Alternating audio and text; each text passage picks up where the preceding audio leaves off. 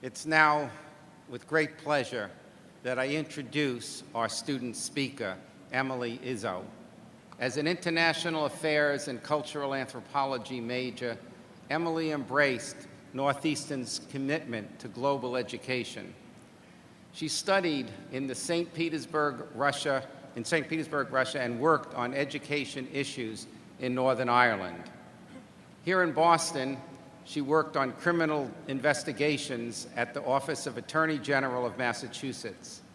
She pursued her environmental studies minor working at the Massachusetts Clean Energy Center, where she researched renewable energy technologies and administered funds for active projects.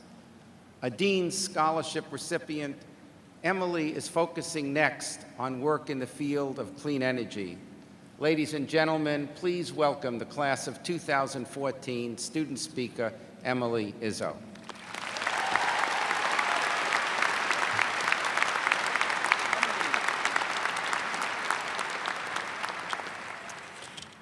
Wow. Good morning, everybody. We made it. Good morning and welcome. Thank you, President Daoun, distinguished faculty, families, and fellow graduates. When I was a little girl, my father used to tell me all of these wonderful stories about his life, all the people he'd met, the places he'd been, from motorbiking through Scotland to this one time when I was a gravedigger. Fantastic stuff. And I knew, with all the certainty of a 5-year-old, that each one of those stories was 100% true. More than that, I decided that above all, I wanted to one day be able to tell stories of my own. Stories which would sound just as incredible, just as unlikely, but each of which would just be as unique, vivid, and true as my father's. That desire is what drove me to choose Northeastern, a school where the limits have been practically boundless, spanning continents, cultures, and disciplines in ways I had once only imagined. We've all accomplished a great deal during our time here, but I think the most important lesson was one we all shared. Simply, growing up. For me, it happened when I was overseas on my first co-op, studying, living, and working independently for the first time in my life. Perhaps for you, that moment came when going on your first job interview, or learning to budget your time as well as your wallet, or sharing your space with strangers for the first time. But the growth and self-discovery that we did here wasn't just limited to those giant moments and aha moments. Sometime during in-class debates, late nights in the architecture studio, or early mornings in Merino, each of us also learned how to prioritize, to motivate ourselves, to learn from those around us, and to live absolutely inspired to do everything of which we are capable. And we will certainly require every ounce of that spirit, determination that we have gained during our time here. Because when we walk out these doors today, we will finally be able to say that we are truly members of an elite group. Not only alumni of Northeastern University, but also some of the most privileged young people on earth to be holding university diplomas at a time when the vast majority of people our age cannot. We owe it to everyone out there who didn't have this opportunity and does not hold our advantage to use this gift and strive to better our worlds, not only for ourselves and the people we love, but also for the untold billions we'll never know. We are ready.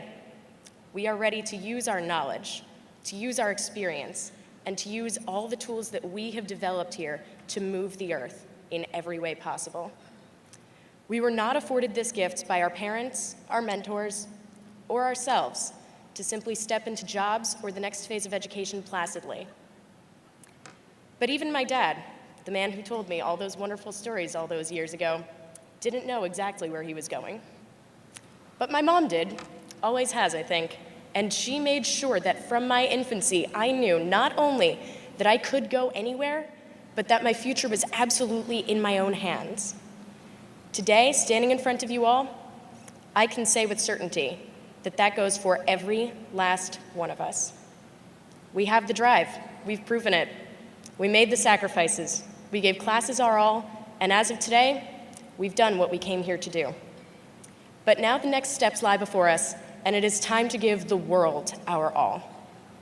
Thanks to co-op, most of us have already been out there to some degree and gained an understanding of what we can each contribute to it. all the doubts and hardships and reservations that each of us experienced throughout our journey here, let's work to erase that for those who will come after us. Today, it is our turn to step up and make the most out of everything we've gained here, because what we have accomplished here means nothing if we do not dedicate ourselves to solving all the global issues we've studied so diligently, for some perhaps railed against so passionately for the last 4 or 5 years. As I've gotten to know the class of 2014 better and better, I am confident that odds are one of us will help cure someone's cancer. One of us will work to end wars. One of us will build sustainable cities. These things seemed impossible just a scant 4 or 5 years ago.